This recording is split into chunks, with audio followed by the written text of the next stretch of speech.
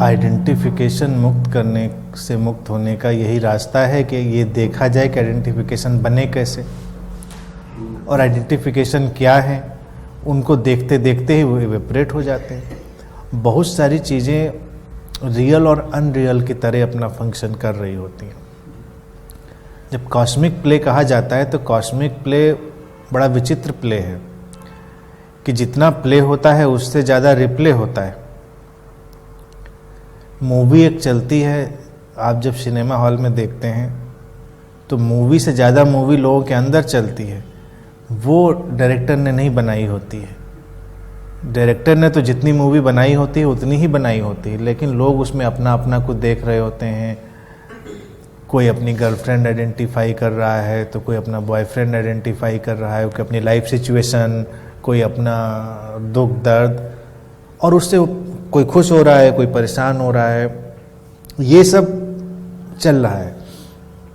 अब हम कहें क्या ये भी कॉस्मिक ड्रामा है या कॉस्मिक विल है? नहीं, ये केवल एक स्यूडो इम्प्रेशन है जिसकी एग्जिस्टेंस नहीं है, जिसको कहते हैं अनरियल।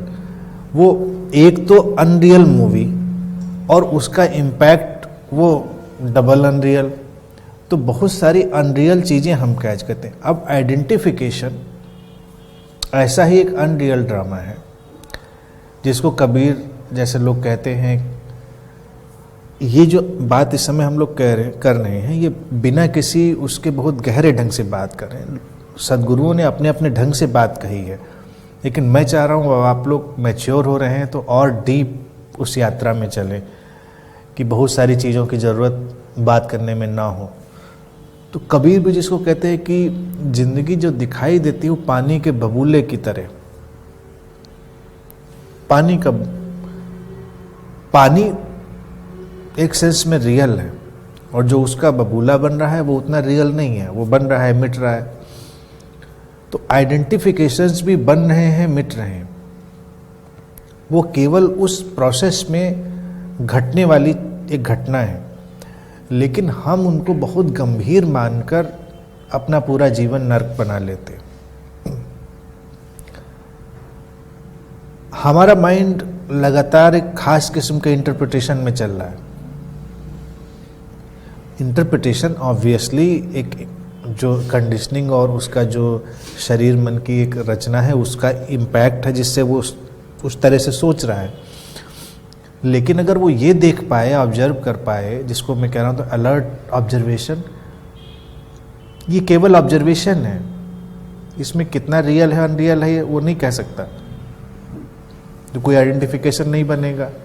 जेलसी हो, हेट हो, एरोगेंस हो, ईगो हो, जितनी भी समस्याएं हैं जिनके बारे में ये कहा जाता है, समझाते समझाते लोग थक जाते हैं, ऐसा मत करो, ऐसा करो।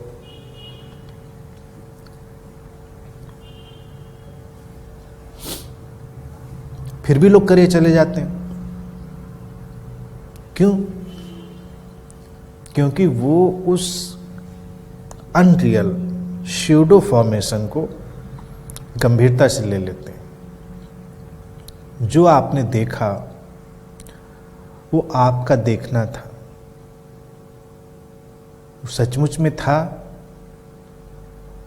ऐसा नहीं। किसी व्यक्ति ने किसी व्यक्ति के अंदर प्रेम देखा तो बड़ा प्रेम से भर गया। किसी व्यक्ति ने किसी के अंदर घृणा देखी तो घृणा से भर गया। उसको लगता है कि उसने दूसरे के अंदर देखी, लेकिन किसी के अंदर किसी ने नहीं देखी। उस मोमेंट की हैपनिंग उसके अंदर वैसे ही हो रही है। व्यक्ति तो बीच में आ गया है। तो दूसरा प्रश्न इसमें यह आता है कि क्या वो उस व्यक्ति के अंदर है जो देख रहा है? मेरा कहना है उसके अंदर भी नहीं है।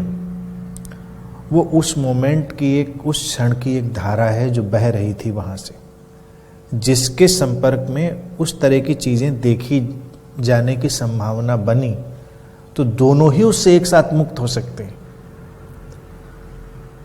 थोड़ा पीछे हटेंगे तो एक जनरलाइज्ड आंसर ये है कि अगर तुम्हारे अंदर क्रोध है तो तुम बाहर क्रोध देखोगे, तुम्हारे अंदर घृणा है तो तुम बाहर घृणा देखोगे, तुम्हारे अंदर अगर अशांति है तो तुम बाहर अशांति देखोगे।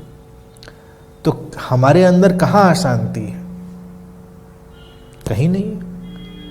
अशांति की एक धारा बह रही है इस मोमेंट में, और हमारे शरीर मन ने उसको रिसीव किया और उसको गंभीरता से ले लिया। गंभीरता से ले लिया तो अशांत हो गए। अगर हम ऑब्जर्वर मोड में होंगे तो धारा गुजर जाएगी।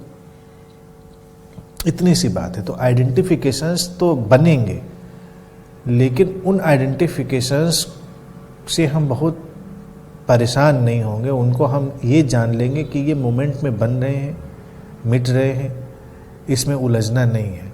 ये जैसे शैडो गेम होता है, जो कुछ लोग अपने फिंगर्स से भी बहुत सारी शैडो बना लेते हैं, तो पूरा गेम ही उससे कर लेते हैं। तो identifications are like shadow game, they are not real actually, लेकिन हम उनको रियल मान के परेशान हो लेते हैं। बस इतनी सी बात।